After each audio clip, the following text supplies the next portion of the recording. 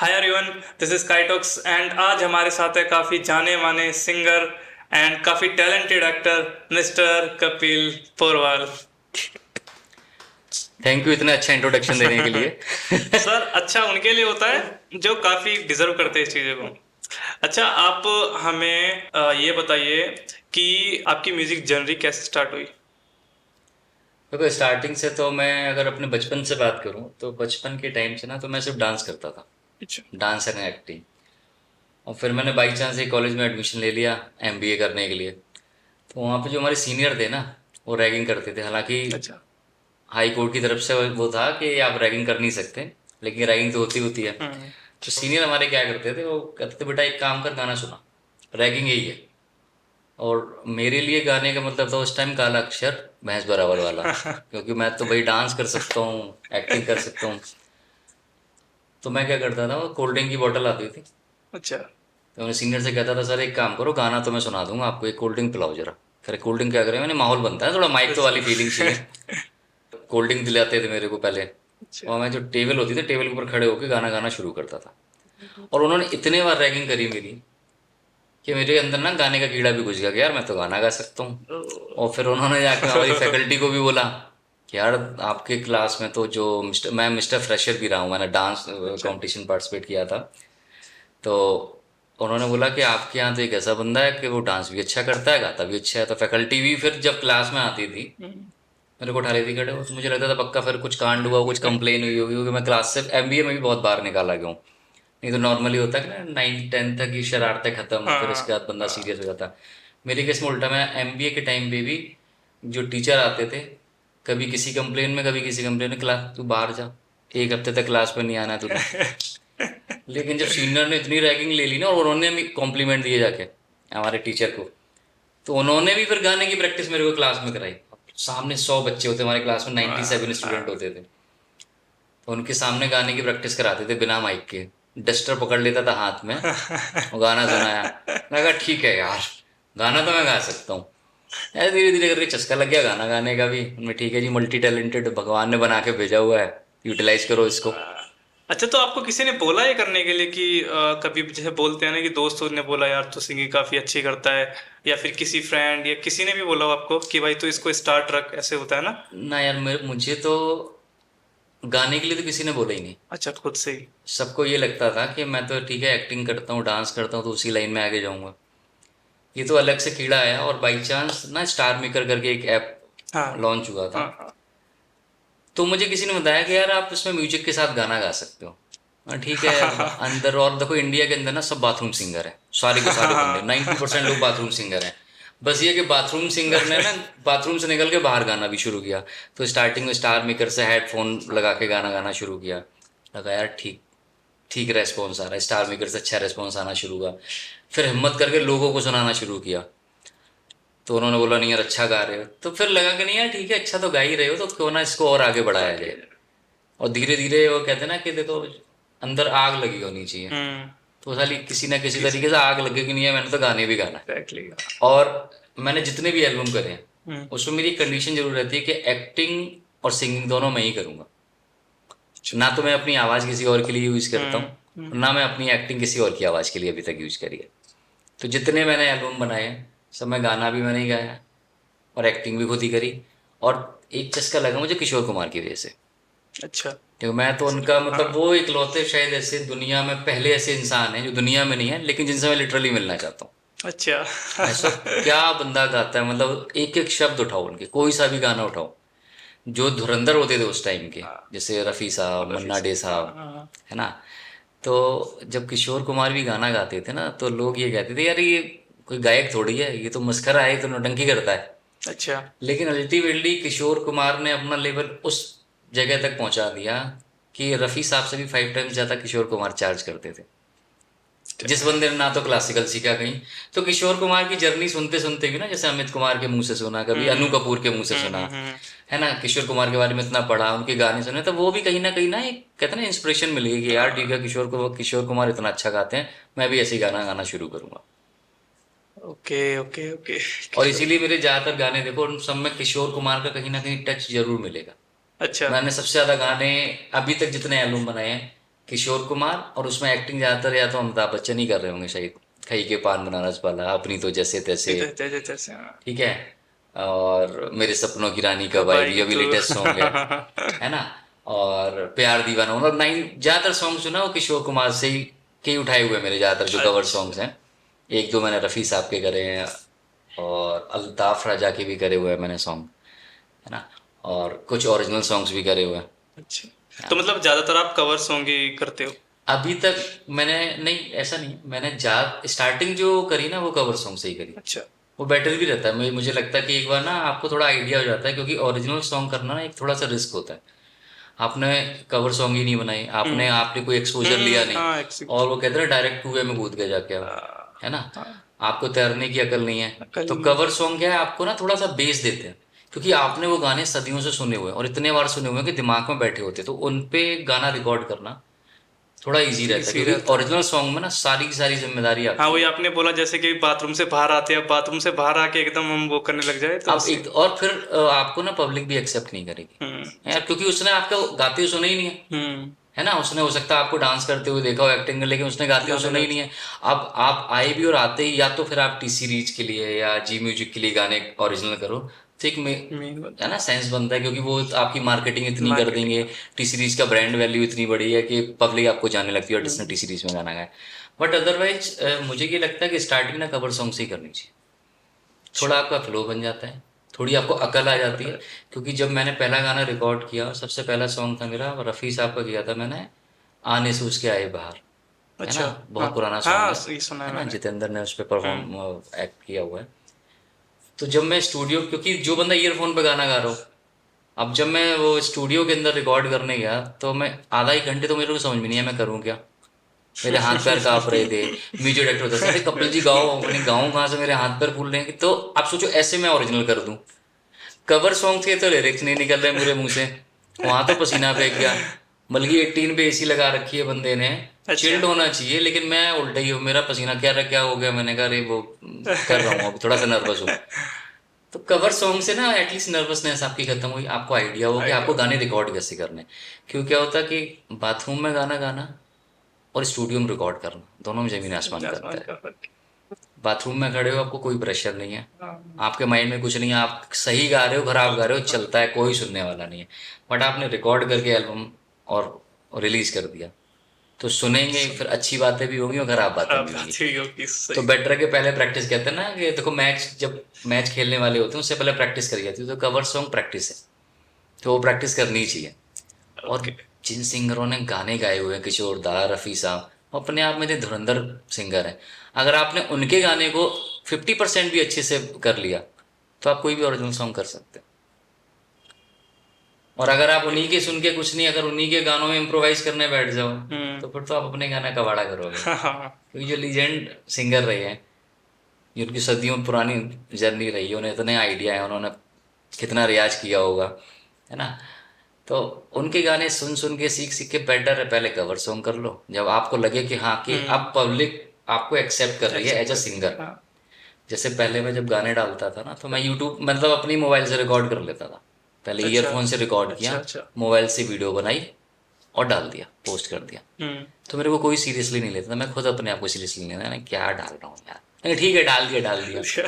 बहुत गालियाँ मिलती थी फेसबुक पे, तो बहुत गालियाँ आती थी। जब मैंने पहला सॉन्ग पोस्ट किया था, क्या हुआ तेरा वादा, कौन सा? क्या हुआ तेरा वादा, अच्छा, रफ़ी क्या साहब का, हुआ तेरा वादा। क्या हुआ वाह। तेरा, उस पर जो गालियाँ आई मेरे को फेसबुक पे, मतलब बाई चांस वो गाना चल गया वहाँ पे, मतलब चलना नहीं, नेगेटिव चला, मतलब इतनी गालियाँ पड़ी मेरे को, तुम्हारे ऐसे बंदे आ जाते हैं गाने खराब कर देते हो, ओ। पहला सॉन्ग। नहीं ठीक है यार, लोगों ने सुना तो गाली ही तो दी, कोई बात नहीं।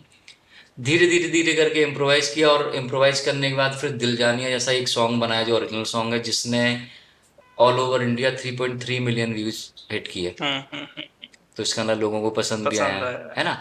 तो उस जर्नी से जहाँ लोग गालियाँ दे रहे थे, उस जर्नी तक यहाँ लोग आपको अप्रिशिएट कर रहे हैं, आपके, चाहे वो उसमें म्यूजिक हो, चाहे उसमें एक्टिंग हो, चाहे उसमें सिंगिंग हो। कुछ भी मान लो। हाँ। तो ओवरऑल लोगों ने एक्सेप्ट एक्सेप्ट किया, पसंद किया आपको, तो ठीक है, वो टाइम लगता है। आप सोचो पहले दिन ही आके आप सचिन तेंदुलकर बन जाओगे, तो पॉसिबल ही नहीं होता। बंदे क्या करते हैं, स्टार्ट किया, उनको गालियां पड़ी, बट वो ना वहीं पर स्टॉप कर देते स्टॉप हैं। कर देते हैं। तो प्रॉब्लम क्या है कि हम लोगों को ना हारने से डर लगता है, हाँ, एग्जैक्टली। कोई भी बंदा हो, और हम्म। हारने से भी ज़्यादा ना हार की बात सुनने से बहुत डर लगता है।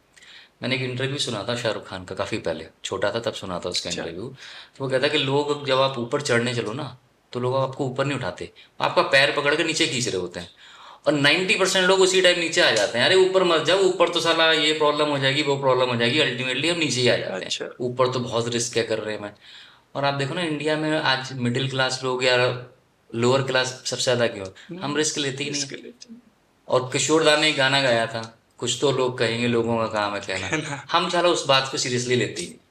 गाने बहुत सुनते हैं, इंडिया में देखा जाए सबसे ज़्यादा गाने सुने जाते हैं, बट गाने की एक्चुअल मीनिंग हमें समझनी नहीं है। अरे लोगों का तो काम ही है, आज आपकी टांग खींचेंगे, कल को आप सेलिब्रिटी बन जाओ, एक अच्छे लेवल पे पहुंच जाओ, वही लोग कहेंगे मुझे तो पता था इसमें छुपा हुआ टैलेंट है, हिडन टैलेंट, मैं तो बचपन से जानता हूँ इसको। एग्जैक्टली, हाँ, सही बात है। तो तुम लोगों किस बात पर रिएक्ट कर रहे हो कि यार वो लोग कहेंगे तो मैं पीछे हट जाऊं। लोगों का तो काम ही कहना, आप अच्छा कहोगे तब भी कहेंगे, खराब कहोगे तब भी तब भी कहेंगे। करेंगे, हाँ। और जब तक आप फेमस नहीं होते, जब तक आप सक्सेसफुल नहीं होते, तब तक लोग आपकी टांगी खींचते हैं, 100% खींचेंगे। उनका काम ही है, उन्हें दुनिया में ना इसीलिए लाया गया है कि भाई तू आगे बढ़, मैं पैर पकड़ के पीछे खींच लूंगा। और 90% लोग खिंच जाते हैं, इसलिए आगे बढ़ते नहीं है। मेरा एक फ्रेंड है, तो जूनियर था एमबीए में मेरा। हम्म। जब मैंने उसको गाना गाते हुए सुना, फ्रेशर पार्टी थी हमारी, और उसने गाना गाया था, वो इमरान हाशमी कोई मूवी, मर्डर मूवी का सॉन्ग था, उसमें अरेबिक भी है, तमल्ली माँ, इस तरीके से कुछ था, अच्छा, याद नहीं आ रहा है मेरे ना, को। हाँ, था एक हाँ, सॉन्ग, ठीक तो है। बहुत अच्छा गजब का गाना गाया। ठीक है।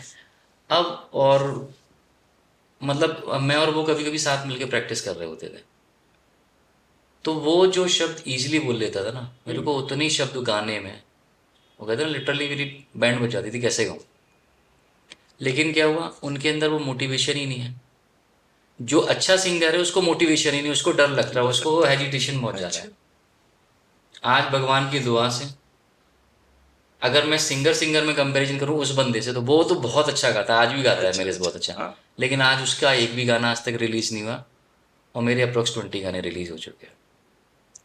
क्योंकि ओके। वो उसने पहले ही हिम्मत हार ली ना, अरे सर मेरे से जूनियर था तो सर बोलता था, लेकिन बॉन्ड अच्छा था हमारा, तो दोस्ती भी थी। अरे नहीं सर, नहीं हो पाएगा ये, कैसे करूं सर, हिम्मत हार गए आप। तो आपके अंदर देखो, भगवान सबको टैलेंट देता है, हाँ, सही बात। कोई ऐसा नहीं है कि जिसको ना भगवान ने टैलेंट ना दिया हो।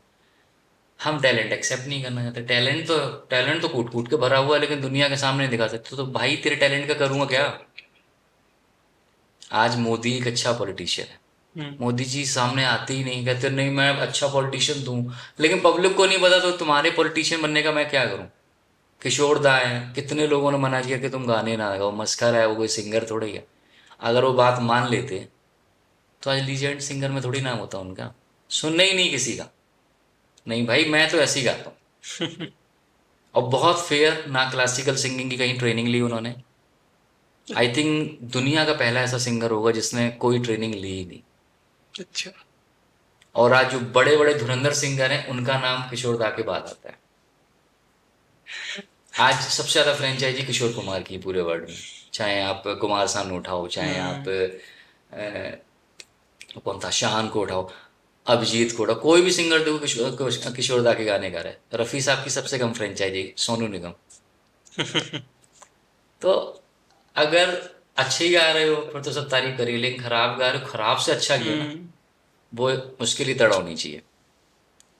ओके। अब पढ़ने भी जाते ना, अरे यार अच्छा ये 90% मार्क्स नहीं आप आए आपके, नेक्स्ट ईयर बच्चे के ना वो 90 की जगह 60 रह जाते हैं, वो डर में पहले बैठा होता है, अरे यार क्या पड़ोस बात। वाले शर्मा जी क्या कहेंगे, सही बात है। पापा क्या कहेंगे, शर्मा जी के बेटे के तो 95 है, तेरे कैसे 90 रह गई। और साला वो डर में आगे नहीं बढ़ने हाँ। देता। अब टेंशन रहती है ना, किताब भी लेके बैठे रहेंगे, बट एक वो रह गया यार, नहीं यार यार, ये हो जाएगा, वो हो जाएगा, ये हो अब मैं जाएगा। इससे भी एक वो कहानी बताता हूँ। मैं 10th में था, हम्म। बोर्ड के एग्जाम में सबको प्रेशर होता है, और मेरा क्या रहा कि मैं 8 घंटे नहीं पढ़ सकता। अच्छा। वो हर किसी की हैबिट अलग हाँ, होती है। हाँ, हाँ। मेरा मैं 15 मिनट पढ़ूंगा, लेकिन तुम्हारे 8 घंटे से ज़्यादा बेटर मेरे 15 मिनट होगी, वो 15 मिनट मैं सिर्फ 15 मिनट पढ़ रहा हूँ। तो मेरा घर है इटावा में। तो अच्छा। उस टाइम देखो मोहल्लों में क्या है, जैसे यहाँ सेक्टर है ना, ब्लॉक है, वहाँ मोहल्ले होते हैं। तो लिस्ट बनती होती थी कि इस साल कौन पास होगा कौन फेल होगा। अच्छा। तो लिस्ट बनाई, मैं और मेरे फ्रेंड का नाम सबसे नीचे था कि ये तो धोखे में पास हो जाए, क्योंकि हमारा शेड्यूल क्या होता था, कॉलेज गए, हम्म। कॉलेज से वापस आए, खाना खाया, हम्म। मैच खेलने चले गए, अच्छा। क्रिकेट क्रिकेट खेल के वापस आए, शाम को 6 बजे चाय नाश्ता करना है शाम को, फिर अपने दोस्त को पकड़ा, घूमने चले गए। तो पढ़ते हुए किसी ने देखा ही नहीं हमें, है ना। और उस टाइम हमारे मोहल्ले में कुछ ऐसे धुरंधर थे जो रात को 2-2 बजे तक पढ़ा करते थे। लाइट की प्रॉब्लम ज़्यादा थी तो वो लैंप जला लैम्प के जला पढ़ा के करते ऐसा थे। करते थे। और मेरे घर घर पे कंप्लेनें आती थी, समझाओ इसको कुछ, ये तो पास हुआ नहीं, 10th का एग्ज़ाम है, मैंने तो इसको पढ़ते हुए देखा नहीं। मेरे पेरेंट्स भी टेंशन में कि हाँ यार ये तो पास ही नहीं होगा। और टेंशन किस चीज़ की, कोई दूसरा बच्चा जो है ना वो 2 बजे तक पढ़ रहा है। हाँ, वो तो सबको वो रहती है, वो हाँ। प्रेशर, अब मेरे माइंड में अलग प्रेशर, मैं प्रेशर लेता ही नहीं इतना। दूसरा क्या कर रहा है वो उसकी लाइफ है, मेरे को जो करना है मैं अपने हिसाब से करूंगा। लेकिन पेरेंट्स को बेचारों को टेंशन हो जाती है, अड़ोसी पड़ोसी बोल जाती अड़ोसी थी, अड़ोसी। उसको देखो वो 2 बजे तक पढ़ रहा है, उसको देखो वो 3 बजे तक पढ़ रहा है। मेरी मम्मी कह रही कि तुम कब पढ़ते हो, मैं पढ़ लेता हूँ, टेंशन ना लो। और अल्टीमेटली क्या होता है, कुछ लोग काम कम करते हैं, दिखावा ज़्यादा दिखावा करते ज्यादा हैं। करते हैं। 10th का रिजल्ट आया तो उससे ना न्यूज़पेपर में निकला करता था रोल नंबर ना आपका, कि आप पास हो या फेल अच्छा। हो। तो हमारे भी एक भैया आए न्यूज़पेपर लेके, पापा बोले कोई नहीं इसका नंबर तो होगा ही नहीं, फिर भी चेक कर लो। अच्छा। चेक किया गया, 2-3 बार देखा, नहीं मिला नंबर, मैंने कहा ऐसे कैसे नहीं, चेक करो ढंग से। जब नंबर चेक कराया तो निकल आया फाइनली। तो चौड़े हो गए यार, हम तो पास हो गए। फिर मैंने अपने फ्रेंड का देखा जो मेरा बेस्ट फ्रेंड था, क्योंकि सबसे ज़्यादा टेंशन वो भी होती है। हाँ। उसका देखा, वो भी पास। अब दूसरी टेंशन कहीं वो फर्स्ट उसमें क्या लिखा लिखा आता था कि सेकंड है, थर्ड है, फर्स्ट है। अच्छा। अब टेंशन ये इसके में फर्स्ट ना आ जाए कहीं, तो भी पिटूंगा। उसके में भी सेकंड आया। मैं भी चौड़ा उसको फ़ोन मारा, उस टाइम मोबाइल नहीं होता था, लैंडलाइन से फ़ोन मारा उसके घर पे कि तू पास हो गया सेकंड डिवीजन, हाँ तू भी हो गया, दोनों चेक कर रहे थे। मैंने रुक जा मोहल्ले की खबर देता हूँ। निकले जी मोहल्ले में, तो जो लोग 2 बजे तक 3 बजे तक पढ़ रहे थे ना, हाँ। उनका नंबर ही कहीं नहीं था। ओह। मैं तो घर हो जाके आवाज़ लगा रहा हूँ, हाँ भाई। तो पता चला उसके पिताजी बाहर निकल रहे हैं, चलो जाओ। मैंने क्या हुआ अंकल, कुछ नहीं हुआ। तो पड़ोसियों ने बताया इसका डब्बा गोल हो गया। मैंने कि तो 2 बजे तक वाली पार्टी थी। ओह।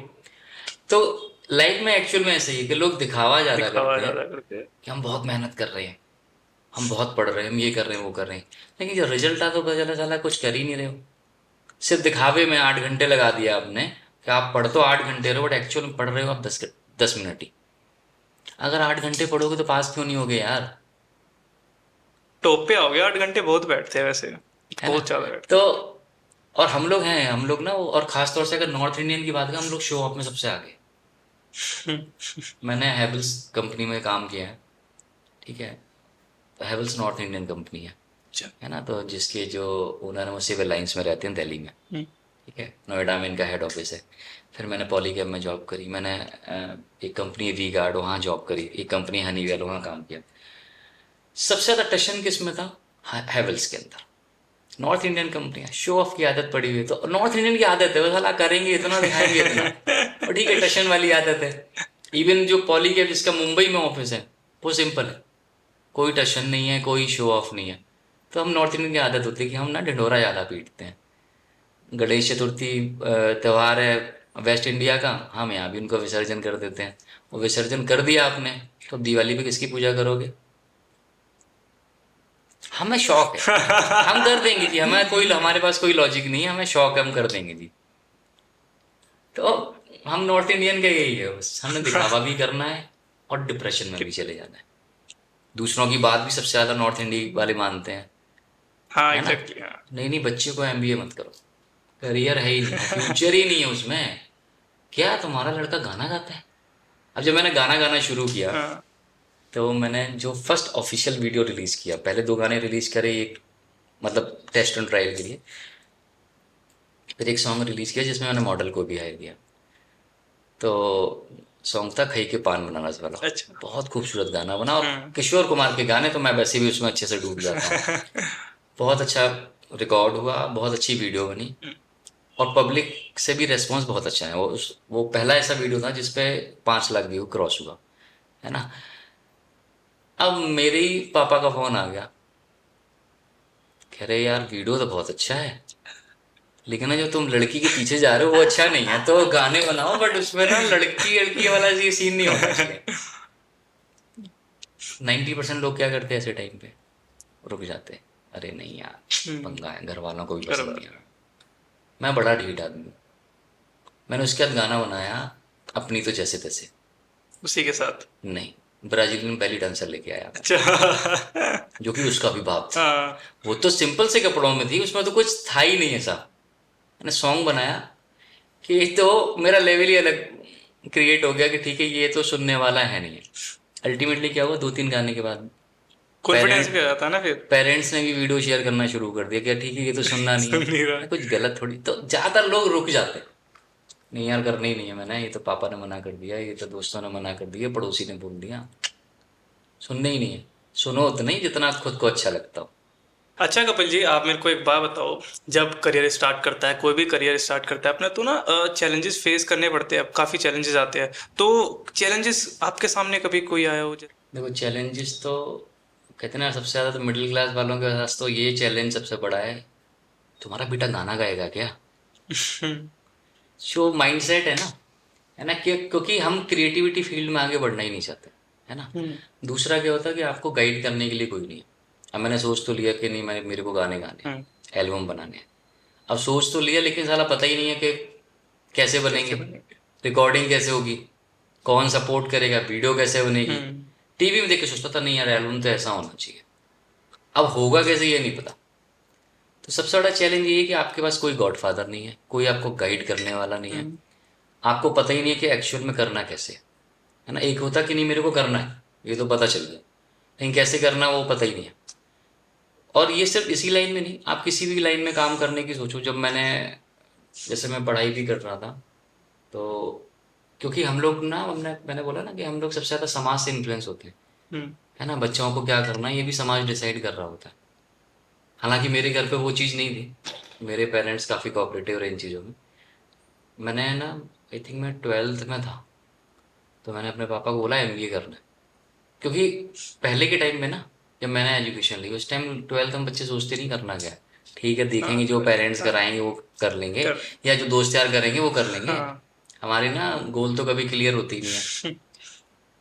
मेरे अंदर क्या, मैं ज़्यादा एम्बिशियस था, तो मैंने पापा को बोला कि मैं तो, मेरे को एमबीए करना है, क्योंकि मैं इतना बोलता हूँ, तो बोलने का सही यूटिलाइजेशन वहीं मिल सकता है मेरे को।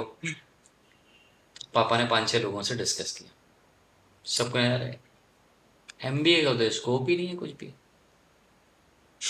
अल्टीमेटली एमबीए घुस गया अंदर कि जी स्कोप ही नहीं है उसका, तो जी कहते हैं मिट्टी पाओ, खत्म हाँ, कहानी, अब तो जी खत्म। कुछ करना ही कुछ नहीं है। करने। ठीक है जी, हमने अपना ग्रेजुएशन कर लिया वहीं से। उसके बाद अब समझ में नहीं आ रहा पेरेंट्स को भी करना क्या है। चैलेंज देखो कहाँ कहाँ शुरू होते हैं, मेरा मेरा करियर हर 15 दिन में चेंज हो रहा था, हर 15 दिन में। मेरे चाचा बोलते हैं कि एक काम करो मास कम्युनिकेशन का कोर्स कर लो। अच्छा। मैं सोच रहा हूँ एमबीए कर लूँ, मैंने कहा ठीक है मास कम्युनिकेशन भी ओके। अब मेरे, और मुझे तो नॉलेज ही नहीं, मैं तो डावा में पड़ा हुआ, मेरे को कुछ आइडिया ही नहीं कहाँ से कैसे करनी है। चाचा मेरे नोएडा रह रहे थे, और मैंने बस इतना, उन्होंने बोला मास कम्युनिकेशन का कोर्स कर लो, मैंने कहा हम्म। ठीक है जी डन। उन्होंने फॉर्म भरवा दिया जामिया से मेरा, अच्छा। एक ही कॉलेज से, जहाँ लोग कम से कम 10 फॉर्म डालते हैं कि हाँ। शायद किसी एक कॉलेज में हाँ। एडमिशन हुआ। हाँ। मैंने एक ही का फॉर्म डाला, वो भी सबका बाप, जामिया में मास कम्युनिकेशन काफ़ी अच्छा हम्म। होता है। नंबर तो आना ही नहीं था, तो नहीं आया जी नंबर। दूसरा किसी कॉलेज का फॉर्म ही नहीं डाला हुआ था, टाइम निकल गया। फिर डिसाइड हुआ एक काम करो तुम ना, आर्किटेक्ट बन जाओ, इंटीरियर डिजाइनर बन जाओ। ठीक है जी, मतलब 15 दिन बाद सिचुएशन चेंज, आप इंटीरियर डिजाइनर बन जाओ। ठीक है जी, इंटीरियर डिजाइनर बन जाता है। ठीक है जी। मेरा ये था कि मैं बस, वो कहते हैं ना कि बोल दो क्या करना है, ठीक कर ठीक लूंगा, है। मेरे को टेंशन नहीं है। हाँ। मैं बचपन से अपने आप को टेस्ट एंड ट्रायल मोड पर रखता हूँ कि देखो तुम में ज़्यादा दम है परेशान करने की, या मेरे में ज़्यादा दम है परेशान होने की। ठीक है जी, इंटीरियर डिजाइनर बन जाओ। मैं ठीक है जी बन जाते हैं। 1-1.5 महीने धक्के खाए, कॉलेज वाले से पता किया, मेरे खुद समझ में नहीं आया। पापा कहा कि नहीं यार इसमें मैं भी कोई स्कोप नहीं लग रहा, अब कोई दूसरी लाइन चूज करो जाके। फिर मैंने सोचा पायलट बन जाता हूँ। मैं गया तो ना शायद प्रगति मैदान में कोई वो एजुकेशनल फेयर कुछ लगा हुआ था, कॉलेज काफ़ी सारे आए हुए थे, मैं गया पता करने। तो कमर्शियल पायलट बनने की फीस शायद ओवरऑल जो खर्चा आ रहा था वो आ रहा था 20 लाख। 20 लाख। हाँ, ये तो हवा टाइट होने की तो बात भी किससे करनी है यार, पापा से बोलूंगा यार 20 लाख के कहाँ से जुगाड़ करनी है। ठीक है जी, पायलट भी डूब गया है ना, उड़ने से पहले ही डूब मतलब, गया हाँ। है ना, खत्म कहानी। फिर डिसाइड हुआ एक काम करो, तुम कॉल सेंटर ज्वाइन कर लो। ठीक है जी, हम कॉल सेंटर ज्वाइन कर लेते हैं। और जितने लोग यूपी बिहार से आते हैं ना, एक बहुत बड़ा इशू रहता है उनको ना, एमटीआई प्रॉब्लम बोलते हैं, मदर हम्म। टंग इश्यूज, है ना, जा को जा बोलना, शाह को सा अच्छा। बोलना, तो ये इशू रहता था। मैंने भी इंटरव्यू धड़ाधड़, मतलब कम से कम 20-25 जो सीवी है वो बैग में डाले घूमता था, वॉक इन इंटरव्यू चलते थे, वहीं दे आता था जाके, जहाँ लगा वॉक इन घुस गया अंदर। वो भगा देता था इंटरव्यू के बाद, क्यों, एमटीआई प्रॉब्लम। तो शायद मैं 50 इंटरव्यू से रिजेक्ट किया गया हूँ अप्रॉक्स। 50। और मैं इतना बदतमीज था कि डरने का नाम ही नहीं, क्योंकि और उस एज पे ना बंदा जो कर ले वो कर ले। हम्म। लोग कहते हैं ना नहीं अभी टाइम नहीं है, साला जब मन में आए हाँ, ना, जब जोश हो करने का जब उस टाइम, जागो जब सवेरा हाँ। हाँ तब कर लो। और मैं कम एज की ही था, ग्रेजुएशन करी थी मैंने। 50 जगह से कम से कम लात मार के भगाया हुआ है। और मेरा क्या, मैं फीडबैक जरूर मांगता हूँ कि भाई क्यों भगाया, क्यों सिलेक्ट नहीं किया। और पहला इंटरव्यू दिया था मैंने हच में, उस टाइम हच नाम से होता था। अच्छा। हच में इंटरव्यू देने गया, शायद नेहरू प्लेस में आई थी। तो उनका जो पहला क्वेश्चन था, tell me something about yourself, मेरे को समझ ही में नहीं आया क्या पूछ रहे हो। तो मैंने सिर्फ अपना नाम बताया, my name is Kapil power. मुझे आगे, तो नहीं आगे, ये बैठा हुआ है सब पूछो, मुझे क्या पता। और मेरे को हार्डली शायद 2 दिन हुए थे इटावा से नोएडा आए हुए, अच्छा। तो कुछ आइडिया नहीं माहौल का। मैंने बस इतना बोला, उसने थैंक्स, थैंक्स फॉर कमिंग, ऐसे कुछ करके मैंने क्या थोड़ा बेइज्जती करके भगा दिया, मतलब बड़े। मैंने हुआ नहीं मैडम, क्या कह रहे, क्या हुआ, बोला क्या, खाली अपना नाम बता। तो मैंने कहा तो पूरा पूछो। नेक्स्ट इंटरव्यू दिया मैंने इंटरनेशनल कॉल सेंटर में, पहले हज से मार के भगाया अच्छा। गया, अपने इंटरनेशनल। अपने फ्रेंड के साथ गया हुआ था। फिर मैंने इंटरव्यू दिया इंटरनेशनल कॉल सेंटर में, और मैं आधा घंटे नॉन स्टॉप इंग्लिश में बात कर रहा था, क्या बोला भगवान ही मालिक है, मुझे तो समझ में नहीं आई। उसने एक कुछ पूछा और मैं शुरू हो गया, वो ऐसे ऐसे करता रहा, मैंने कहा सुनने ही नहीं, मैंने बोलना है अब तो। उसमें से ही बाहर हो गया। मैंने इधर क्यों बाहर हो गया, कह रहे यार तुमने सुना ही नहीं मैं क्या पूछ रहा हूँ। मैंने चल कोई नहीं। मैंने ऐसे करके 50 इंटरव्यू दिए। फिर तो स्ट्रगल देखो कहाँ कहाँ था, हर जगह चैलेंज। आप भाई, अब आपकी लैंग्वेज इशू है ना, तो दिल्ली में एंट्री नहीं हो रही आपकी। और बड़ा शर्म की बात तो साली ये है कि इंडिया में रह के ना हिंदी बोलने वालों को हिंदी। बहुत प्रॉब्लम है। नहीं यार, आपको जॉब तो अच्छी तब मिलेगी जब इंग्लिश इंग्लिश बोलोगे। बोल पाओ। तो वो ना कीड़ा भी कहीं ना कहीं घुस गया था मेरे के, साला ये क्या बात हुई। फिर मैंने ज्वाइन भी किया, एक इंग्लिश स्पीकिंग कोर्स किया बीएसएमएम साउथ एक्स में। वहाँ 3 महीने का कोर्स किया। और टीचर इतनी कोऑपरेटिव थी कि नॉर्मली क्लास होती थी 2 से ढाई घंटे की, हम्म। मैं 6 घंटे अटेंड करता था। अच्छा। ये क्लास खत्म हुई दूसरे से, सारी फीमेल फैकल्टी थी, सबको पटा रखा था। बोलता ही इतना था, तो बोलने वालों से मुझे ये लगता है जो बंदा बोलता है ना, हम्म। 90% लोग उससे खुश रहते हैं। जो शांत है पता ही नहीं ना उसके अंदर क्या तूफान चल रहा हो। हाँ। वो तो रायता ही फैलाएगा। मुझे जो लोग कहते हैं ना कि जो शांत है वो सीधा है, अरे वो सीधा नहीं है यार, वो घुन्ना है। वो पता ही नहीं ना अंदर क्या चल रहा है उसके। आ, जो बोल रहा है वो कहे जाते हैं वो बिगड़े हुए हैं। मेरे लिए तो बहुत बार होता था, मेरे घर पे बहुत शिकायत, तुम्हारा बेटा तो बिगड़ा हुआ है, इसलिए बिगड़ा हुआ बोल देता हूँ मुँह पे। तो 3 महीने वहाँ कोचिंग करी, उससे बेनिफिट ये हुआ कि फिर उसका कोई ऐसा कॉल सेंटर नहीं होता था कि जहाँ मैं इंटरव्यू दूँ और मैं सिलेक्ट हूँ। पहले 50 से मार के भगाया गया। हम्म। फिर 3 महीने मैंने कहा साला आप इतने वो ऑफर लेटर चाहिए कि मैं डिसाइड करूँगा मैंने कहाँ ज्वाइन करना है। अच्छा। मैंने अब कंपनियों की औकात नहीं होनी चाहिए, मेरी औकात होनी चाहिए। आ, तो 3 महीने वो सिचुएशन भी आई, और मैंने फाइनली ज्वाइन कहीं नहीं किया, ऑफर लेटर लेके रख लेता था, सारे इंटरव्यू दे आता था जाके, और किसी दूसरे का पत्ता काट देता था, बट ठीक है मैंने तो करनी ही नहीं है। फिर कॉल सेंटर भी ड्रॉप हो गया कि कॉल सेंटर भी नहीं करना, मेरे को जॉइंटिस हो गया, मैं टावा भाग गया। अल्टीमेटली फिर डिसाइड हुआ बेटा एक काम करो, अब तुम एमबीए कर लो। मैंने कहा 2 साल बर्बाद करे ना, तो शाला। मैं भी तो 12th में ही कह रहा था एमबीए करना है। फिर मैंने कैट की कोचिंग करी। कैट में तो मार्क्स ही साल मैथ में शायद माइनस में कुछ थे मेरे। 2 महीने की कोचिंग करी, जहाँ लोग 3-3 4-4 साल चल चल कोचिंग हाँ। करते हैं आईआईएम के लिए। लेकिन उससे बेनिफिट ये हुआ, कॉन्फिडेंस बढ़ गया, आइडिया हो गया क्या करना है कैसे करना है। फिर एमबीए कर लिया। तो मिडिल क्लास वालों के लिए ना पहली चीज़ कुछ क्लैरिटी नहीं है, ना तो पेरेंट्स को कुछ पता होता है ना बच्चों को कुछ, और जो बच्चों। बच्चे कुछ बोलते हैं ना शायद पेरेंट्स सुनते नहीं है। मेरे केस में ये अच्छा था, पापा की होता था ठीक है तुम्हें जो करना है कर लो। लेकिन कहीं ना कहीं से पीछे सोसाइटी होती है ना बम्बू करने के लिए, नहीं नहीं इसका तो स्कोप ही नहीं है, हम्म। क्या करोगे कैसे करोगे। वही से म्यूजिक के फील्ड में बहुत से लोगों ने बोला होगा। लेकिन क्या, जब तक मैंने म्यूजिक स्टार्ट किया ना, तब उससे पहले मैं मानता हूँ अपने आप को कि मैं एक सक्सेसफुल लेवल पे था जब मैंने ये जो म्यूजिकल स्टार्ट किया। जर्नी स्टार्ट करी। हम्म। तब तक मैंने हैवल्स हैवल्स मेरी पहली कंपनी थी जहाँ मैंने जॉब करी, है ना। तो क्या होता ना, आपके जो होता ना कि कितने परसेंट मार्क्स आए, कोई मैटर नहीं करता। आप आज जिस लेवल पे हो ना, वो मैटर कर रहा होता है। किसी को नहीं पता 10th में मेरी सेकंड डिवीजन थी, हाँ, फर्स्ट डिवीजन थी, क्या फर्क पड़ना है। क्या फर्क पड़ता है। कपिल पोरवाल आज इस लेवल पे है। तो जब मैंने म्यूजिकल, हाँ, अगर यही मैं जर्नी शायद पहले शुरू करता तो चैलेंजेस बहुत ज़्यादा होते, क्योंकि तब रोक टोक वाले लोग होते कि नहीं करना ही नहीं तुमने, इस लाइन में तो कुछ है ही नहीं है। मैंने तो शुरुआत तब करी जब मैं हैवेल्स और पॉलीकैब जैसी बड़ी बड़ी दिग्गज कंपनियों में काम कर रहा था, कि ठीक है मैं ऑलरेडी उस लेवल पे हूँ कि मैं अपने लिए डिसाइड कर सकता हूँ। और उसमें एक बेनिफिट ये रहता है कि अगर आपकी फैमिली सपोर्ट कर देना, आप कुछ भी कर सकते हो। मुझे खैर मेरी फैमिली ने बहुत सपोर्ट किया, और ज़्यादातर लोग इसलिए खैर अपने कोई भी ड्रीम पूरे नहीं हाँ, करते क्योंकि फैमिली फैमिली सपोर्ट नहीं सपोर्ट नहीं करती। होता। सबसे पहले वही ऑब्जेक्शन उठाते हैं, नहीं नहीं ऐसा तो हो ही नहीं सकता, ये तो टाइम बर्बादी है, ये वो। तो मेरी फैमिली ने बहुत सपोर्ट किया, तो उसका बेनिफिट ये है कि आज मैंने अच्छे अच्छे लेवल की वीडियो बनाई। एटलीस्ट मैं खुद प्राउड करता हूँ कि मैंने अच्छे वीडियो। अच्छी है ना।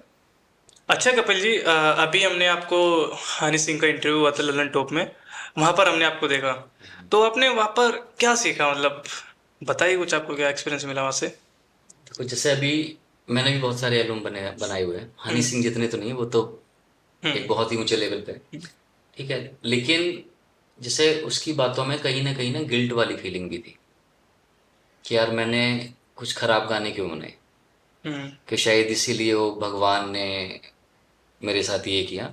क्योंकि क्या होता है कभी कभी कि हम कुछ गलत बना तो जाते हैं हिट होने के चक्कर में, बट आगे जाके ना कहीं हमें शायद वो रियलाइज हो जाता है। जैसे उस बंदे को रियलाइज हुआ कि हाँ मैं मानने लगा था कि मैं ही सब कुछ हूँ, है ना। वो उसने क्या डायलॉग मारा था हनी सिंह ने कि सर प्रभु, सर प्रभु मतलब खुद को स्वयं प्रभु, सॉरी अच्छा, स्वयं स्वयं प्रभा, प्रभु। हाँ।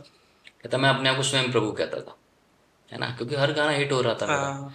ठीक है, तो क्या होता कि अब खराब गाने बना दिए, पब्लिक को पसंद आ गए। अब वो भी क्या करे, उसने अच्छे गाने भी बनाए, पब्लिक ने उसको सुना ही नहीं, तो बंदा अल्टीमेटली फिर से वही था। फिर से। बट मेरी भी कोशिश ये है कि मैं कभी कोई ऐसे गाने ना बनाऊं कि आगे चल के मेरे को गिल्ट फील हो यार कि यार ये क्यों बना दिया, कि कल को अगर मेरी फैमिली भी बैठ के देखना चाहे तो एटलीस्ट मेरे गाने देख भी सके और सुन भी सके, है ना। तो हनी सिंह ने तो बहुत सारी ऐसी बातें बताई कि कहाँ कहाँ हम कितनी गलतियां कर जाते हैं। कि जब वो पीक पे था, टॉप पे था, हम्म। नशे की लत हो गई, तो क्या होता है, सिगरेट शराब तो सभी पी लेते हैं, है ना, आम बात है। बट वो कहते हैं ना कि सक्सेस हर कोई हजम नहीं कर पाता। हम्म। मतलब जो शब्द उसने बोले तो वही था कि ठीक है मैं इतना सक्सेसफुल हो गया था, मुझे लगा था मैं तो कुछ भी कर सकता हूँ, तो जिसकी वजह से मेरे को गलत एक लत लग गई, और उस लत से उसके 7-8 साल बर्बाद हो गए। और इवन आज भी बिना मेडिसिन के वो बात नहीं कर बात पाता। नहीं कर पाते हैं। जो उस दिन भी उसका यही कहना था कि मैं अभी मेडिसिन खा के आया हूँ और बिना मेडिसिन के मेरी आवाज़ नहीं निकलती। तो हमने, ठीक है आपको टॉप पे पहुंचना है, सक्सेसफुल हम्म। होना है, लेकिन रास्ते तो को दो होते हैं, एक सही रास्ता होता है, एक गलत। गलत रास्ता होता है। गलत रास्ते पे चल के सक्सेस पाना थोड़ा आसान है, और सही रास्ते पे चल के थोड़ा टफ। लेकिन होता क्या है। होता है कि सही के केस में क्या होता है कि सारा तब तक हिम्मत जवाब दे जाती है। मेरे माइंड में भी कभी हम्म। कभी आ जाता हम्म। है यार ठीक है एक काम करता हूँ कि कुछ खतरनाक सा बना देता हूँ, फिर सोचता हूँ छोड़ यार, कल को मैं ही नहीं देख पाऊंगा उसको। सही बात तो है। क्या होता है कि अब क्या होता है कि जब आप सही रास्ते पे चल रहे हो ना, तो आपका कॉन्फिडेंस बहुत बार गिर जाता है, क्योंकि पब्लिक आपको सपोर्ट नहीं करती, और ख़राब चीज़ों में पब्लिक बहुत जल्दी बहुत सपोर्ट जल्दी करती है। है। आज के टाइम पे आप इंस्टाग्राम, यूट्यूब, फेसबुक पे शॉर्ट्स देखो, है ना, बहुत से ऐसे शॉर्ट्स डले हैं, बहुत से ऐसी रील हैं जिनकी कोई वैल्यू नहीं, मतलब जिसका कोई मतलब ही नहीं है, मतलब ही नहीं है। कुछ भी, हम्म। कोई टैलेंट नहीं है, बट वो मिलियंस में जा रहे हैं। और जो बंदा साला पूरी मेहनत कर मेहनत रहा है, के साथ लगा पड़ा है। भाई अगर जैसे हम आज अपने वीडियो की भी बात करें तो एक वीडियो को बनाने में 1 महीने का प्रोसेस लग जाता है, और सिर्फ प्रोसेस नहीं लग रहा, उसमें मेहनत भी लग रही मेहनत है, भी लगती है। बंदों का दिमाग भी लग रहा है। जो हम्म। बंदे म्यूजिक बना रहे हैं उनकी क्रिएटिविटी चाहिए, वो गलती नहीं कर सकते। जो बंदा गा रहा है वो गलती नहीं कर सकता, जो हम्म। बंदा शूट कर रहा है वो गलती नहीं कर सकता, हम्म। जो एडिटिंग कर रहा है वो गलती नहीं कर सकता। 4-5-6 लोगों की टीम मिलकर एक प्लान करती है कि हम यार एक अच्छा सा वीडियो बनाते हैं, लेकिन उसको हिट कराने के लिए ना घोड़े खुल जाते हैं, पब्लिक को चाहिए नहीं वो। हम्म। तो माइंड में बहुत, तो मैंने भी हनी सिंह के इंटरव्यू सबसे मेन, वो कहते हैं ना, वहां से निकल के ये आया कि यार पब्लिक को चाहिए तो हम ये बना देते हैं। बट वो लॉन्ग टर्म में कहीं ना कहीं हमें हिट करता है। और वो हम्म। कहते हैं ना, अच्छी किताबें और अच्छे लोग देर में समझ में आते देर में हैं, समझ आते लेकिन जब हैं। आते हैं ना तो बहुत अच्छे समझ में आ जाते हैं। सोनू शर्मा एक मोटिवेशनल स्पीकर है ना। तो आज के टाइम पे ज़्यादातर लोग जानते होंगे शायद हाँ। उसको, है ना। किसी टाइम पे स्ट्रगल ही स्ट्रगल कर रहा था, क्योंकि अच्छी चीज़ों को ना हिट होने में टाइम लगता टाइम है। आज लगता वो है। वही देखो, कोई भी मोटिवेशनल स्पीकर हो, वो वही बोल रहा है जो आपको पता है, लेकिन जब वही बात आप सामने वाले से सुनते हो ना, तो साली अच्छी लगती, हिट कर जाती। आज के टाइम पे मुझे नहीं लगता कि सोनू शर्मा से बड़ा कोई भी मोटिवेशनल स्पीकर इंडिया के अंदर होगा। आज वो लाखों करोड़ों ले रहा है, लेकिन उसके पीछे उसकी 10-15 साल की मेहनत है। मैं बहुत मेहनत है। यही आप गाली गलौज देके वीडियो बनाओ ना, आप 1 महीने बैक टू बैक डाल दो, आप 31वें दिन वायरल हो ही जाओगे। हम्म। लेकिन यही आप अच्छी अच्छी बातें करके बोलो ना, तो पता नहीं कब होगे वायरल, कब होगे भी नहीं होगे। होंगे भी नहीं होंगे, तब एग्जैक्टली। तक क्या होता है, कॉन्फिडेंस हिल जाता है, बंदे बैकआउट कर जाते हैं। मैंने भी बहुत बार किया। मैं पहले मोटिवेशनल वीडियो डालता था, 3-4 महीने डाली, फिर लगा छोड़ यार, कोई खास रिस्पॉन्स नहीं आ रहा, फिर 2-3 महीने का ब्रेक ले लिया। क्योंकि कहीं ना कहीं अल्टीमेटली इंसान ही हो, है ना। गाने भी बनाए, पहले पहले ईयरफोन से गाए, धीरे धीरे करके सेटअप लगाया पूरा, ज़रा गाने यार पसंद ही नहीं आ रहे, फिर रुक गए। तो अच्छा, लेकिन ये हम्म। अच्छा काम रिजल्ट देता है, लेकिन उसके लिए बहुत मेहनत और बहुत पेशेंस, और खास तौर से अगर डेडिकेशन तो। आप अगर क्रिएटिविटी लाइन में हो ना, तो बस एक ही चीज़ है आपको, साला ना पेशेंस बहुत चाहिए। बहुत चाहिए। Exactly sir. क्योंकि आपकी किस्मत ना आपके पब्लिक पे डिपेंड पब्लिक है। पे आप डिपेंड है। कितना भी अच्छा बनाओ, शाहरुख खान कितनी भी मेहनत कर रहा है, अगर पब्लिक को पसंद नहीं आई ना, तो वो कितना भी बादशाह बना रहे हैं, मूवी फ्लॉप है यार। लाल सिंह चड्ढा, आमिर खान ने कम मेहनत थोड़ी करी होगी, हम्म। उसे ऊपर फ्लॉप हो गई, है ना। कुछ कहते हैं बॉयकॉट, इससे बॉयकॉट थोड़ी, पब्लिक को भी नहीं समझ में आई ना यार। बॉयकॉट तो जवान भी कर रहे थे लोग, हम्म। पठान भी करी, सुपर हिट होगी। तो क्रिएटिव फील्ड में ये है कि काम आप करोगे, लेकिन डिसाइड सामने वाला करेगा, पब्लिक बताएगी भैया आपकी औकात क्या है। आप कितना भी अच्छा करो, पब्लिक को समझ में नहीं आ रहा तो नहीं आ रहा। आप कितना भी घटिया कर दो, 4 बोतल वोद का, काम मेरा यार रोज उसका। का, आ गया उसको समझ में, चला दिया, हीरो बना दिया, हम्म। है ना। नहीं समझ में आया। अच्छा, मेरे को एक बात बताइए आप, जो आपके जितने भी सॉन्ग, आपकी जितनी भी एल्बम आई है, उसमें आपका सबसे फेवरेट सॉन्ग कौन सा रहा है? अगर वो फेवरेट है भी, बट क्यों है फेवरेट, वो क्या रीजन? देखो वैसे तो मुझे, मैंने जितने भी गाने गाए हैं, हम्म। चाहे वो कवर सॉन्ग हो या ओरिजिनल हो, हम्म। सारे ही फेवरेट हैं। बट उसमें से एक जो, जिस पे हम लोगों ने सबसे ज़्यादा शायद मेहनत करी हुई थी, अच्छा। और वो मेरा पहला ओरिजिनल सॉन्ग था, दिल जानिया सॉन्ग। अच्छा। तो उसमें क्या हुआ कि पहले हमने प्रॉपर उसकी स्टोरी लिखी, हम्म। क्योंकि हम उससे उससे पहले सारे कवर सॉन्ग करे हुए थे जो प्री डिसाइडेड उस पर थीम पे थे, कि ठीक है अमिताभ जी ने ऐसा किया, हम्म। तो ऐसे ही करना है, काफ़ी हद तक मैच हम्म। करते हुए। और जब हमने दिलजानिया सॉन्ग बनाया ना, तो पहले हमने उसकी प्रॉपर एक स्टोरी लिखी। अच्छा। और स्टोरी इसलिए लिखी कि हम पब्लिक को या समाज को एक ऐसा मैसेज देना चाह रहे हैं, जो एक अच्छा मैसेज जाए, कि इस गाने को सिर्फ एक गाना ना लगे, उसको एक हम्म। प्रॉपर मैसेज भी जाए उसमें, है ना। और हमने उसमें बनाया था हिंदू मुस्लिम लव स्टोरी पे। हाँ हाँ। तो कैसे कैसे सीन क्रिएट करने हैं, और उसके बाद उसके ही अकॉर्डिंग हमने लिरिक्स लिखाई, कि जो बिल्कुल जिनकी डीप मीनिंग हो, कि जब कोई बंदा सुने भी वो लिरिक्स को, हम्म। तो उसे कुछ फील होना चाहिए कि हाँ इस गाने का मतलब क्या है। ये नहीं कि देखो क्योंकि आज के टाइम पे क्या है कि आप कुछ भी उल्टे सीधे लिरिक्स डाल के गाने बना देते हो, हम्म। है ना। बट उन उसके लिरिक्स भी शायद हमने 5 से 6 बार चेंज करा लिए, हर एक शब्द को चेक कर करने, नहीं यार ये शब्द यहाँ अच्छा नहीं लगेगा, इसकी जगह कोई और शब्द लाओ, तो वो अच्छा। चेक कर करके उसके म्यूजिक पे बहुत सारी मेहनत करनी पड़ेगी। और दूसरा, जब मैंने ये गाना शूट किया उससे पहले अप्रोक्स 73 kg वेट था मेरा। अच्छा। तो हमारे डायरेक्टर साहब बोलते हैं कि यार आप ना 4-5 kg वेट कम करो उस गाने के लिए, क्योंकि लव स्टोरी दिखा रहे हो। और मैं तो वैसे दाढ़ी मूछ रखता हूँ नॉर्मली, उस टाइम मूछे रखता था, ये इसको भी हटा दो, क्लीन शेव कर लो। मतलब उसमें बहुत सारी मेहनत करनी पड़ी। और फिर मैंने 2 2 महीने लग के जिम जिम करना, और 7 से 8 kg कम किया मैंने वेट, जो भी आज तक भी मेंटेन करे हुए हो, ओके। है ना। उसमें बहुत सारी यूनिट यूज करनी पड़ी, जो उसमें एक्ट्रेस भी थी वो यूक्रेन की थी, है ना। तो उसको हमने उस तरीके से डिफाइन किया है कि जब कोई देखे ना उस गाने को, तो उसे ये लगे वो एक मूवी देख रहा है 5 मिनट में। इवन जब मैंने पोस्टर रिलीज किया, तो लोगों को ये लगा कि शायद कोई मूवी आ रही है।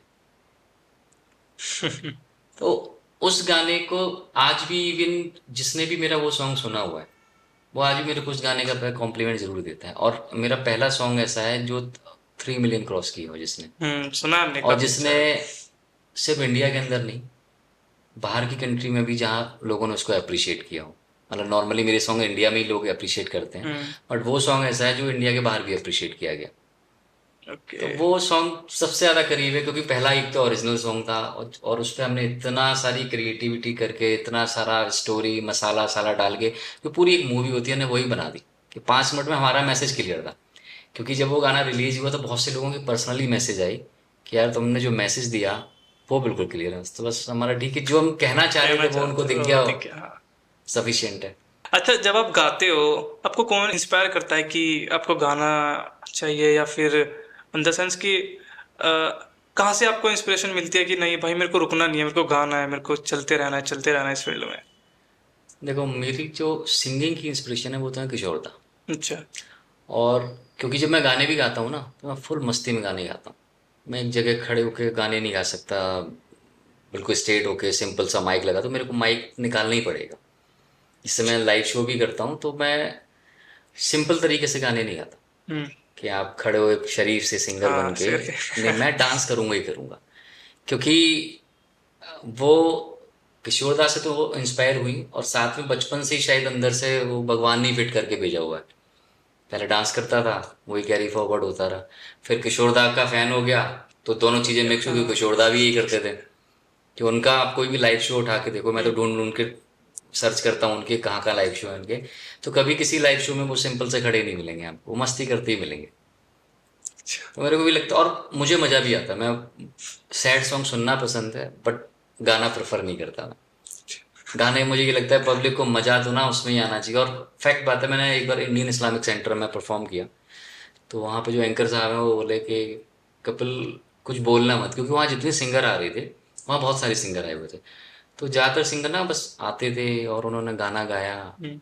और थैंक यू थैंक यू। तो जब मैंने परफॉर्म किया तो मैंने गाना नहीं गाया, सिर्फ मैंने परफॉर्म किया अच्छा। वहाँ पे। तो उनका नाम मेरे को याद नहीं है, जो एंकर हैं काफ़ी, मोहम्मद कुछ करके है, मेरे को नाम एक्चुअल ओके। उनका याद नहीं है। तो उन्होंने मेरे को पूरी पब्लिक के सामने गले लगा के बोला, कह रहा किशोर कुमार के बाद दूसरा ऐसा बंदा देखा है जो स्टेज पे इतनी धमाल करता है। तो मैंने कहा सर बस यही कॉम्प्लीमेंट सफिशिएंट है। तो सबके अलग अलग तरीके होते हैं। तो मुझे लगता है कि जब मैं गाना गाऊं तो मेरी पब्लिक को ना वॉशरूम भी अगर आ रहा हो तो जाना नहीं चाहिए उसको, जाना नहीं वो चाहिए। सोचते हैं पहले कपिल का प्रोग्राम देख लूं फिर उठ के जाऊंगा। तो वही मेरे गाने में झलकता भी। मेरा कोई सा भी इवन मैंने जो भक्ति सॉन्ग्स भी करे हैं जो सारे ओरिजिनल हैं उनमें भी धूम धड़ाके ही मिलेगा मेरे कुछ। मेरे सिंपल सॉन्ग्स कोई से भी नहीं है। मेरे सबसे सिंपल सॉन्ग शायद दिल जानी है, अच्छा। जो मैंने एकदम रोमांटिक सॉन्ग किया। अदरवाइज मेरे को मस्ती वाले गानों में जो मज़ा आता है ना, चाहे वो गाते टाइम हो चाहे उसमें एक्टिंग करते टाइम हो, सबसे ज़्यादा मज़ा उन्हीं उन्हीं गानों में आ रहा होता है। अच्छा, मेरे को एक बात बताइए, जब आप लाइव परफॉर्मेंस करते हैं, कोई मेमोरेबल मोमेंट रहा हो जो आपका, कि लाइव परफॉर्मेंस करते करते जैसे कभी स्टेज पे कोई आ जाता है, या देखो फैन वाले तो खैर काफ़ी सारे हैं, लेकिन एक बार क्या हुआ कि मैं परफॉर्म कर रहा था और गाना गा रहा था, थोड़ी सी जो पीली है, किशोरदा का गाना था, अच्छा, थोड़ी सी जो भी। थोड़ी सी जो पीली। और मैं गाना गाते गाते बीच में कुछ लिरिक्स भूल गया, उसके कुछ शब्द भूल गया। के। लेकिन अच्छा ये लगा कि किसी को पता ही नहीं चला, क्योंकि मैं धमाल कर रहा था, मस्ती कर रहा था। तो एक दो लिरिक्स भूल गया, मैंने जो बैंड था उसकी तरफ देखा, मैंने हो गया काम, उसने कर दिया कोई नहीं कंटिन्यू।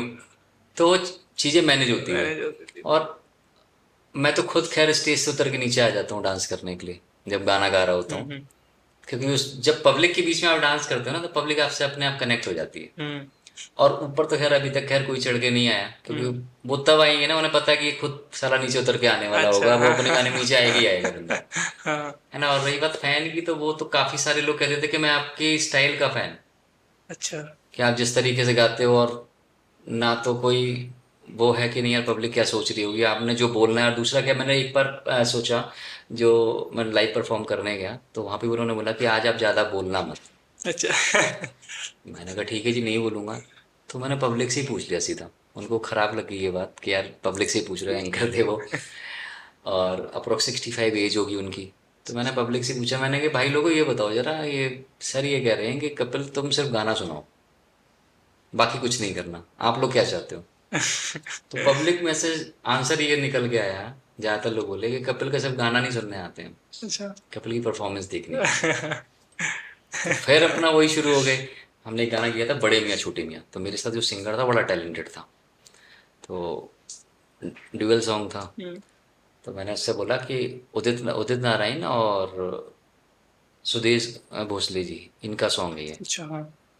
तो मैंने कहा उदित नारायण वाली लाइन मैं ले लेता हूँ, क्योंकि मैं गोविंदा की थोड़ी सी एक्टिंग भी कर लूँगा। हम्म।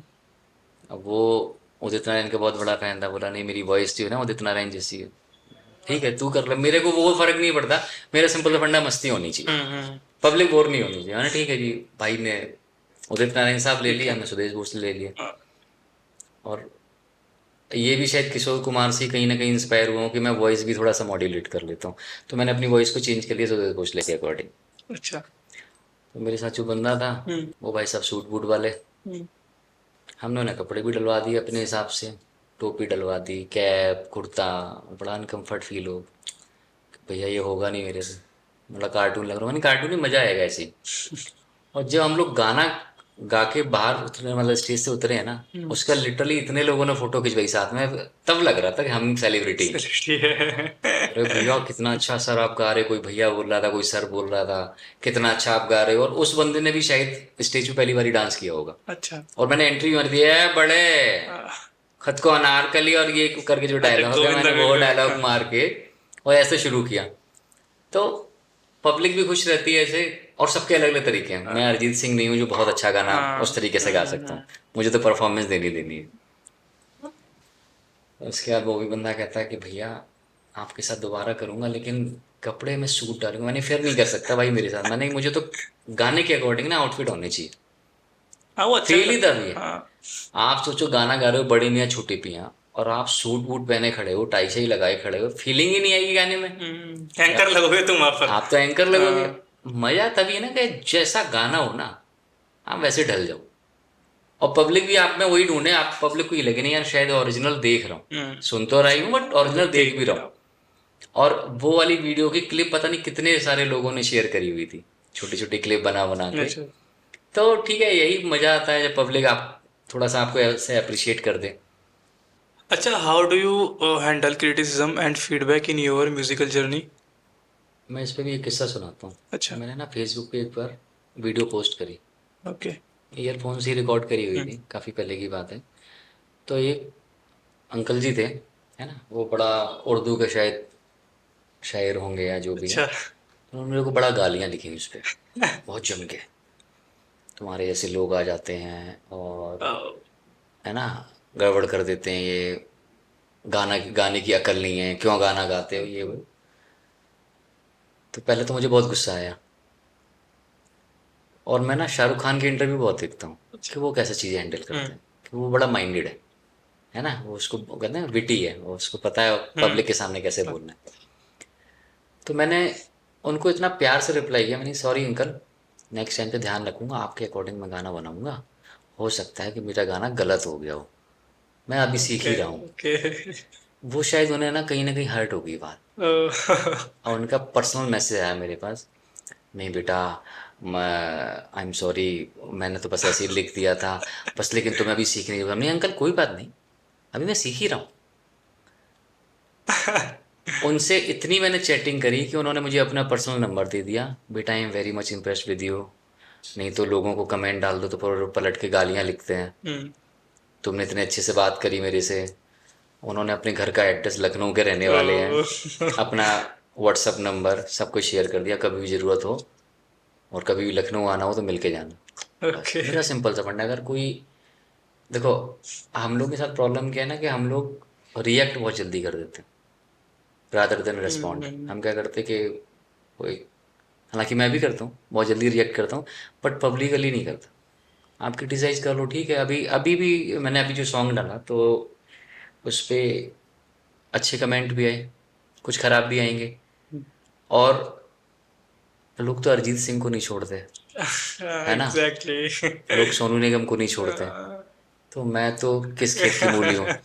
तो एक ने लिखा कि मज़ा नहीं आया, बहुत ही बेकार गाना, जो अभी लेटेस्ट सॉन्ग डाला मैंने। तो मैंने उस पर उसको रिप्लाई, मेरी याद है मैं रिप्लाई जरूर करता हूँ, वो थोड़ी सी प्रॉब्लम है, मैं बिना रिप्लाई करे नहीं रह पाता, मैं खराब को भी रिप्लाई जरूर करूँगा। तो मैंने उसको रिप्लाई से भी ये किया, नहीं कोई नहीं भाई, हो सकता है आपको गाना अच्छा ना लगा हो, नेक्स्ट टाइम पक्का ऐसा गाना बनाऊंगा जो आपको अच्छा लगेगा। बंदा क्या ही करेगा, क्या? मैं गाली दूंगा ही नहीं। हम्म, लोगों का देखो, क्रिटिसिज्म भी अच्छे के लिए ही है। अगर जैसे मैंने जो फर्स्ट सॉन्ग डाला क्या हुआ तेरा वादा, अगर मैं खराब ही ना गाता, लोग क्रिटिसाइज ही ना करते, हम्म, तो अच्छा करने की सारी इंस्पिरेशन कहाँ से आती।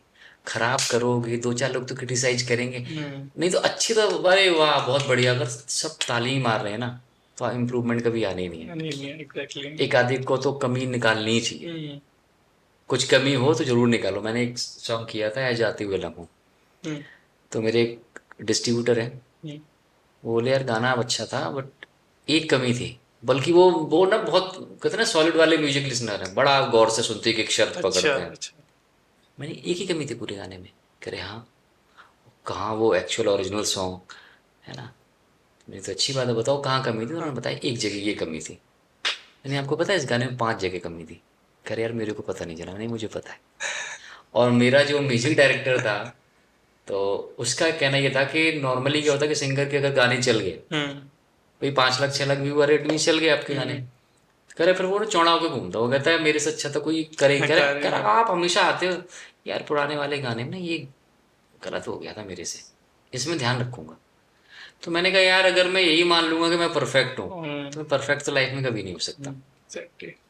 डेली सीखूंगा ना, आज से 2 साल पहले जैसा गा रहा था वैसा आज नहीं गाता, हम्म, आज उससे बहुत अच्छा गाता हूँ, लेकिन अगले 2 साल बाद उससे भी बहुत बेटर गाऊंगा। हम्म, या पहले जैसे एक्टिंग कर रहा था, जैसे मैंने मेरा एक सॉन्ग था कहीं के पान बनारस वाला, हम्म, तो वो मेरा पहला ऑफिशियल सॉन्ग था किसी मॉडल के साथ। अच्छा, तो अब वो ना लड़की के पास आके मेरा मुझे डांस करना था, तो मैं हाँ, मस्ती वाले सीन तो कर लेता हूँ, नौटंकी वाले जो हाँ, होते हाँ, कॉमेडी सीन। हाँ, अब उस लड़की के साथ डांस करना था मेरे को, अब लड़की यहाँ है और मैं यहाँ डांस कर रहा हूँ। अच्छा। 10 बार कट हो गया, डायरेक्टर आया, भाई इंसान है वो भी, आप कर सकते हो आराम से डांस, जैसे आपको लिख के दिया है वैसे ही करना है। मैंने ओके, मैंने अगले 10 रीटेक और ले ली, और मैं क्या करता हूँ लड़की की जगह ना, जो लड़के और थे साथ में उसमें, मैं उनके साथ डांस करने चला जाता था। तो बड़ी मुश्किल में शूट कर पाया वो मैं गाना, मतलब पूरा गाना शूट हो गया, लेकिन वो साला 2 मिनट की, 2 मिनट भी नहीं, मतलब 30 सेकेंड का शूट करने में मेरे को कम से कम 2 घंटे लगे होंगे।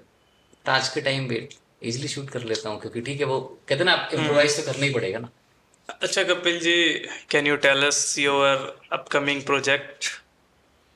प्रोजेक्ट से देखो बहुत सारे पाइपलाइन में, कुछ कवर सॉन्ग्स हैं हम्म, है ना, कुछ ओरिजिनल सॉन्ग्स हैं, और इस बार जो फोकस है वो ओरिजिनल सॉन्ग्स पे ज़्यादा है, क्योंकि कवर सॉन्ग्स तो बहुत कर लिए, आगे भी करेंगे, क्योंकि कवर सॉन्ग का क्या है, शायद लाखों गाने ऐसे होंगे जो मुझे पसंद है, हम्म, और मैं लाखों गाने के कवर सॉन्ग नहीं बना बता सकता, सकते हैं।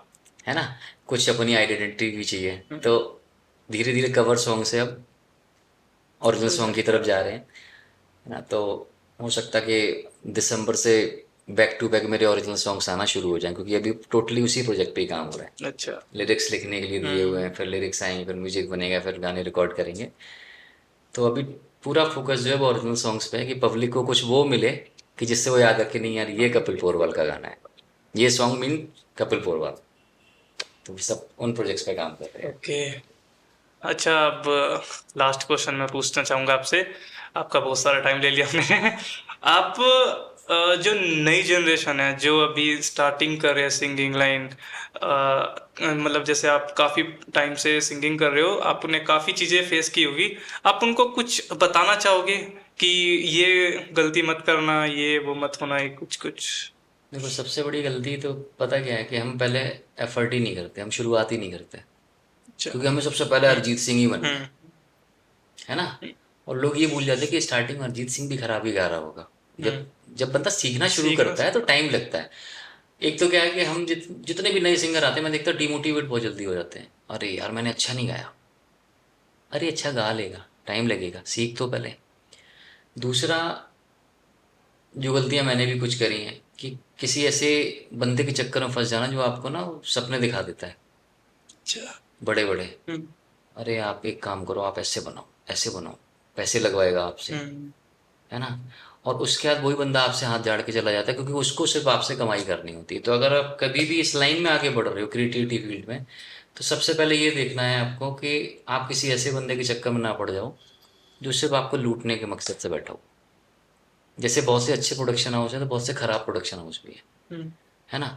जैसे एक मूवी थी अंदाज अपना अपना, बहुत पुरानी मूवी हाँ है, हाँ, तो काफी उसमें अच्छी है। महमूद साहब सलमान खान को पागल बना रहे होते कि तू मेरे हाँ को रुपए दे, मैं हाँ तेरे को हाँ एक्टर बना दूंगा। हाँ। और वो गलत नहीं है। इवन अभी मैंने उसका इंटरव्यू भी देखा जो राजकुमार राव है, हम्म। कि दिल्ली में था, उससे किसी ने 10 लाख रुपए ले लिए कि मैं तुम्हें एक्टर बना दूंगा। तो इस लाइन में ऐसे लोग बहुत सारे बैठे हुए हैं। बहुत। तो अगर आप इस लाइन में एंटर करना ही चाह रहे हो तो पहले तो पीठ पक्की कर लो, क्योंकि आपको गालियां भी बहुत पड़ी। जब आप कितना भी अच्छा गा रहे हो, नेहा कक्कड़ को गालियां नहीं पड़ती क्या, या सोनू निगम को नहीं पड़ती? तो पहले तो गाली खाने को तैयार रहो। पब्लिक ज़्यादातर लोग तो घबरा जाते हैं कि खराब क्यों बोल दिया, नेगेटिव क्यों बोल दिया। नेगेटिव। आप आगे बढ़ोगे तो नेगेटिव भी फीडबैक मिलेगा आपको, पॉजिटिव भी मिलेगा। हम्म। दूसरा, किसी उल्टे सीधे के चक्कर में पड़ना नहीं है बस, और कंसिस्टेंट रहो। हम लोग क्या करते हैं, 2 गाने बनाए फिर हम बाहर हो गए। भाई 2 गाने के बाद कौन याद रखेगा? कौन याद रखेगा? अगर आप इस लाइन में बढ़े, और एक कहावत जो पहले थी ना कि कछुए और खरगोश की कहानी, बचपन में आई थिंक सबने सुनी हाँ हाँ। है ना, कि नहीं कछुआ ना स्लो एंड स्टडी। तो रियलिटी वही है, आप स्लो चलो बट कंसिस्टेंट रहो। आप कोई भी इन्फ्लुएंसर उठा के देखो, या आप अरिजीत सिंह को उठा के देखो, बीच में उस पर काम नहीं था, बॉलीवुड में जो भी पंगा हुआ अच्छा। होगा। हाँ हाँ। लेकिन उसने क्या किया, उसने अपने ही चैनल पे धड़ाधड़ गाने बना के रिलीज करे, क्योंकि वो पब्लिक को दिखा रहा था कि मैं भी जिंदा हूँ। जिंदा हूँ। एग्जैक्टली। है ना। या अमिताभ बच्चन है, काफ़ी टाइम तक बहुत बुरा टाइम इन्होंने फेस किया, है ना। दिवालिया घोषित हो गए थे, शायद 35 करोड़ का कर्जा भी था, ऐसा कुछ था। लेकिन बंदे ने काम करना बंद नहीं किया था, तब तक काम किया कि आज के टाइम पे अमिताभ बच्चन लीजेंड में आता है। हाँ legend। अगर वो भी हिम्मत हार के बैठ गए होते कि यार मेरा तो सब खत्म हो चुका है, कंपनी डूब गई, मूवी सारी फ्लॉप हो रही थी, क्या किया उन्होंने, एक डिसीजन चेंज किया कि यार अब मेरे को ना हीरो की जगह ना बाप के रोल में भी आना चाहिए। मेरे को सिर्फ बड़े पर्दे से नहीं, मेरे को छोटे पर्दे पर। हाँ। कौन बनेगा करोड़पति पे अमिताभ बच्चन आए, और फिर सबको पता कि आज के टाइम पे अमिताभ बच्चन की क्या वैल्यू है। तो वही है कि हम हिम्मत हार जाते हैं, क्योंकि ये लाइन पेशेंस बहुत पेशेंस मांगती है। बहुत लगती और जिसमें पेशेंस नहीं है वो इस लाइन में आने की कोशिश भी ना करे। तुम सोचो कि आते ही लाइव शो मिलने लगेंगे, बहुत काम मिलेगा, नहीं मिलेगा। हो सकता है फ्री में काम करना, हो सकता है रुपए लगा के भी काम करना पड़े। तो पीठ मजबूत करके आओ, दिमाग सॉलिड रख के आओ कि भाई घुसना है। वो कहते हैं ना, पागलपंती जरूरी है। है। हाँ। नवाजुद्दीन को 9 साल लगे नवाजुद्दीन बनने के लिए। और तो अगर इतना टैलेंट, इतना पेशेंस है तो भाई इस लाइन में घुसो, अदरवाइज जय श्री राम करके जो जॉब कर रहे हो, बिजनेस कर रहे हो, वो करते रहो और आगे बढ़ो। क्योंकि जो गब्बर सिंह का डायलॉग था ना, जो डर गया वो मर गया, जुड़ गया। तो रियलिटी यही है। डर गए, पब्लिक ने कुछ बोल दिया, कहानी खत्म। नहीं अब मैं नहीं बनाऊंगा वीडियो, पब्लिक तो गालियां दे रही है। अरे पब्लिक तो शाहरुख खान को भी गालियां दे रही थी जवान और पठान से जवान पहले। पठान। धड़ाधड़ मूवी फ्लॉप हो रही थी उसकी, जवान और पठान ने पूरा सिनेरियो चेंज हाँ कर दिया। पूरा पूरा। वो कहते हैं दम बंदे में होनी चाहिए, हालात तो सब बदल जाते हैं। और बी फिल्मी, फिल्मी लाइन में घुस रहे तो बी फिल्मी। हाँ। फिल्में देख के साला मोटिवेट होना, क्या जरूरत है कि फालतू की चीजें देख के डिमोटिवेट होना।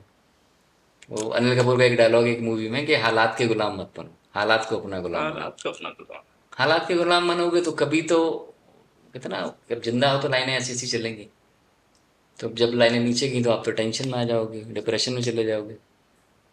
तो भैया जिंदा हो, जिंदा के तरीके से रहो, मस्त रहो, और अपने पैशन को फॉलो करो। और फॉलो तभी करना जब दम हो कुछ दम। करने। दम ना हो तो छोड़ दो।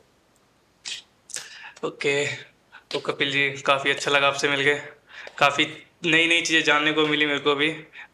इनफैक्ट ऑडियंस को भी काफ़ी अच्छी अच्छी चीज़ें जानने को मिली होंगी। आई होप कि ऑडियंस भी कुछ चीज़ें फॉलो करे, क्योंकि फॉलो नहीं करोगे ना तो कहीं ना कहीं खुद का ही नुकसान होता है। कुछ हमसे सीखोगे, कुछ हमें सिखाओगे। यार